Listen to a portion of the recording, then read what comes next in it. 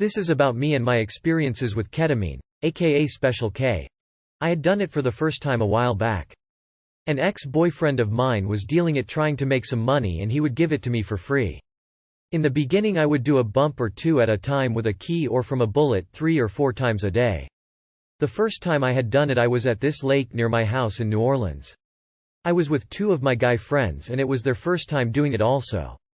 It was freezing cold outside and we sat in my friend's truck and did 2 little lines each on my friend's truck manual book and with a dollar bill.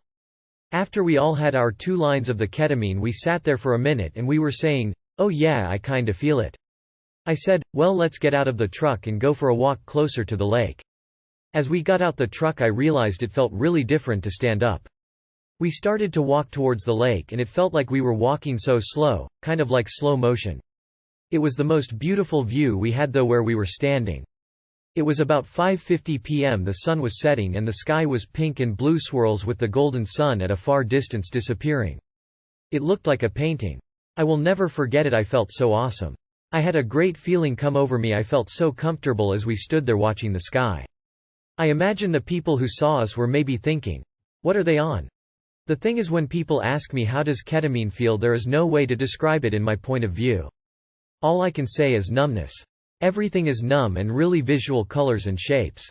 It's very intense. Well, so eventually we were doing more and more of it every day since we would get it for free and it felt so good. See, I didn't know anything about this drug. I still don't know that much to this day.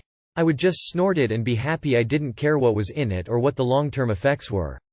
There was only one time I remember that something strange came out of it. I had a out-of-body experience, I believe they call it. We were in my garage with the black light on. It was freezing cold, so me and about 8 of my friends were all huddled next to each other and my friend had a whole vial of K that he cooked and cut up. We sat there for an hour or so doing the whole thing. I remember the next thing I knew, after I hit my 11th rail of K, everything got quiet. I couldn't speak. I then remember looking down at myself as if I was on the ceiling looking at myself.